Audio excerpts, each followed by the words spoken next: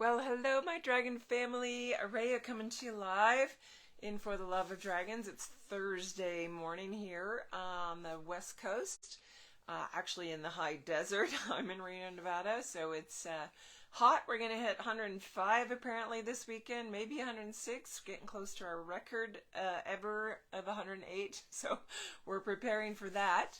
But wanted to come in. I know I was not live officially this way last week, but wanted to give you guys a chance to go and listen to that Dragon Thunder Summit interview and maybe even some of the other speakers. I know I've started going through and finding time to listen and just see all the different dragon speakers that are out there, because I've heard of some of them. I haven't ever been in touch with them or directly listening to their take, their energy, their connection with the dragon. So it's been very interesting for me. And in the few I've listened to so far, had some interesting ways that things were explained from their perspective that sort of was a click and an aha, like, okay, that's why I've always felt this way and explain it this way. So it's really fun to come together that way because we all language things subtly differently. So want to come in today and share for this week one of my Dragon Hearts from my Quantum Flight program. And speaking of Quantum Flight, I'm just going to start putting it out there that there's potential inklings of that coming together for this fall. So if you've been waiting for the program and you're interested in it, definitely put it in the comments here, or send me an email so that I notify you when I actually calendar it, which may be very soon, and start taking applications so that you get one of those spots. So this is one of my Quantum Flight members, and it's interesting for her to have this question, but I guess in going through all the lineages and realms that she's been initiated into, this was an overriding, like, sort of big umbrella question that still needed some response. So I'm going to dive into this. And she says, can you explain more about how dragons can come from many realms and what some of these realms are?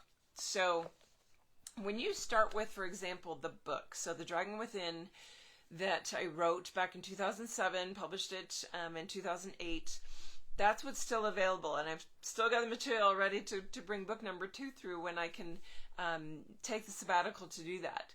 But in that, I start describing different lineages, different aspects of the dragons, and there's the elementals, and there's the intergalactics, there's the Middle Earth dragons. Now we have the Deep Earth or Inner Earth dragons that are revealed since then. The Orion dragons are in there, the Syrian dragons, the Pleiadian dragons. I can't remember now if I mentioned them, but all their information has come through since. We've got Arcturus, Andromeda, we've got solar dragons. Sun dragons are different than the solar dragons. We've talked about that in the last few weeks. The thunder dragons or the lightning dragons, the flame dragons, the rainbow dragons, the rainbow realm. Many of the rainbow dragons are from the rainbow realms. The original dragon realms, the Lyran dragons. So there's all these different realms of dragons, and this idea of how can they come from so many. So there is an original dragon realm, and what I found fascinating with one of the speakers was listening to how they expressed, because I've always felt like the dragons were the first realm created by Mother, Father, God, what I call Mother, Father, God, creator, source, energy, that breath of creation, that was one of the first realms created to experience itself in an expression that was outside of itself, to have that reflection back. And as realms and universes kept getting created, there are then other creations, and that initial one being what this woman had expressed as that the dragons come from the heart of God. That impetus out from the heart creating is what created the dragons, and that the angelic realms were the mind or the wisdom of God that came through. And so it's very interesting because I've always felt like those energies are very different, and yet at the same time, many of the angelic realms were originally populated and created with the help of and by the dragons that were the ones, at least for the angelic realms of this plane, the volunteers to be holding the grids and helping create this universe and this grid where Earth was going to be this main focus. So that in itself starts to answer that. All right, what are all these different realms, and why are there so many? How can they come from so many? why are there dragons interspersed in all of them? Well, the dragons are one of the original forms of soul signature, one of the original forms of creation. And that's what I identify with. My original soul signature is that format that, even though we envision a form to them that it looks like this or is more serpentine, or all the different forms that dragons can take, that's how we perceive them when we drop them down into a dense enough form to actually put a visual representation to it. But in the higher vibration, it's actually all vibrational energy that holds that signature, so it's recognizable as, oh, that's dragon, or oh, that's angelic, or oh, that's centaur, or oh, that's unicorn, or oh, that's star being from this system. We have a different energetic geometric format that's that energy flow that is what we're recognizing. So if that's one of the first ones created, or the very first created, and they were that incredible amount of love from the heart, that's, I think, why they are so high vibrationally and unconditionally perceived in that capacity to love, to hold that level coming direct from source, like drop down maybe just a notch of how much love they can hold, and why we feel their presence is just so embracing and so accepting, and there's no judgment there. It's pure unconditionality to remind us of our true state. And in that, if that's the first breath, and then they, because they are endowed with creator capacity, continue to help create other universes, other worlds, other realms, other beings, other types of energy, other creations of almost anything you can think of, then there's going to be that dragon signature energy within all these other places. So they may have created, let's just say, for example, the Lyran realm. So the Lyran system gets created. Dragons were a large part of that because it's within this universal system. So as a backdrop, energetically, there's going to be a lot of dragons working in that system, birthing in that system. And even though the Lyran system itself is predominantly feline energy, the golden wing lions, for example, they, having dragon beings also around over, I hate to use the word time because it doesn't exist outside of this realm, over experiences, then co-created with, between, say, a feline and a dragon. And I do know hybrids that are of that status or of that energy signature. So there can be these downline creations where it's just interspersed within all these different realms. And because they're that origin, they have a hand in or are connected to, and are of course going to create other dragon forms in those.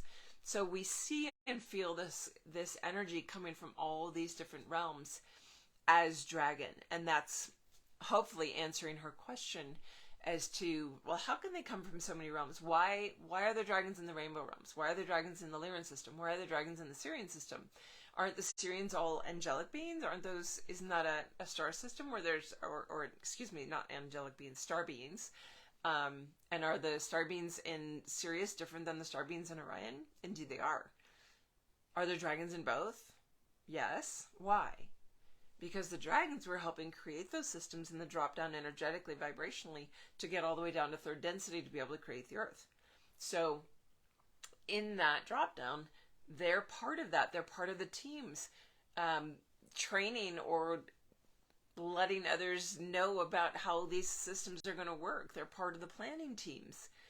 And so even though there are predominantly star beings in those systems, there are also dragons that are living amongst them and working with them. And that might be, maybe there's two dragons there and they create another dragon from their own essence. And so now there's a dragon that's actually from Orion. Maybe the two parent dragons weren't originally from there, but their offspring, their creation is. So now we have dragons that actually emanate from Orion or from Sirius. And I'm just using very small base examples. There's so many systems that we don't even know the names of, that we haven't encountered yet. I will say that I'm fascinated, and I just had part of this conversation with someone on a discovery call. So it's very interesting that I've encountered more and more dragon realms as I keep expanding my own vibration, and people that come into my sphere who are calling for sessions or reading work, that I get in session with them. and more information can reveal, and others, like when I'm in my teaching capacity, more information or higher vibrational dragons can start revealing themselves because of my capacity to interface with them through this human format. My higher soul already can, but I've had to access and get to that point where all of a sudden the Arcturians could. When I wrote the book, I knew the Pleiadians were there, but I didn't have all the information of what they do for us, like what their different operational systems are, or why, say the magenta dragon from the Pleiades, and that's this one. What do they do for us? Why are they working with us? What energetic or dynamic pieces do they hold for us that we would want to work with them, or they would want to work with us? And it was actually in the first year of my the Dragonheart program, which is the predecessor to the current Quantum Flight program.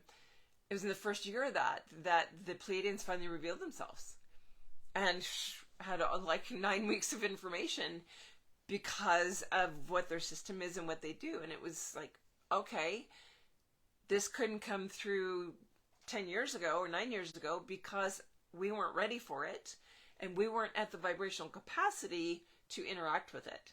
So that's where I find it fascinating that even I'm still being exposed to, they're not new lineages, they're new to us to work with, but they're able to come and connect with us now. So like the solar dragons that finally showed themselves a couple of months ago, been working with the sun dragons for some time, but the solar dragons are different. And so hopefully that's making sense for you of why and how they're involved in lots of different realms. So let's look at the rainbow realms, for example. They were part of creating the rainbow realms, the rainbow dragons, the diamond rainbow dragons. Other dragon species within that are in there, but the rainbow realms are predominantly all of the magical beings. So the unicorns, the centaurs, the fauns, the fairies, the gnomes, any of the woodland folk, the Devic kingdom, they all hail from that rainbow realm is what we term it. There might be an actually better term in a higher frequency state, but the dragons are associated with that. They were part of pulling together and creating that, and then having all of that magic speak forth in different aspects of creation, different kinds of beings. But of course they are connected, and there are dragons that stem and come from the rainbow realms. So if that brings up more questions, I just wanted to tap into it briefly this week, but I think it's a neat overriding question to bring the umbrella around all of them, because they all share a signature. They all, in some way, trace their origins, like humanity traces their origins back to the Adam Eve, or the original human, right? The original physical format gets traced back through its roots to this original masculine and feminine. And I would say that's probably true as well, going back to the original dragon realms as, say, the original top of the tree, but then stemming out from there, and because it's so ancient, through and to all of the different systems in the multiverse where we find dragons. And it's exciting because as we continue our journey, we're going to keep experiencing and interfacing with more and more of them, and re-encountering family from different realms that we've been veiled from for up to this point, right? So if you have questions from this or from anything else, please email them to me, or post them on a comment here, post them in the group as a post, so that we can do this again every week with answers for you, because that's why I come on every week, is to bring more topics and more information that just help your journey move along more easily, or give you those aha click-ins where you had a couple things working and all of a sudden they can weave together because of something we talk about, because that makes everybody's journey go forward. So that's why I'm here. If you have, a desire to have a discovery call and see, like, I want to know what kind of work you do. Oh, that's a new sticker I haven't seen. There's a fabulous button up. Thanks for that, whoever sent that. I always love seeing new things. Use the discovery call if you're wanting to see if we're a good fit to work together, or you want to see, like, what direction does your journey need to take? What is there that I have that that could be the right tool for you. Book Now button on the homepage of dragonwithin.com gets you to the booking calendar to see all the different options for sessions, including those free 20-minute discovery calls. It does only book 3 weeks out, so if you don't see something in the 3 weeks, just keep checking back for the next week to open up, because I am sometimes booked out that far. Sometimes I have a vacation block or a work block set aside for whatever reason. But yeah, they're there for you, and I love doing them, and of course all the sessions as well. So have a great week. We'll see you sometime next week. Never know when.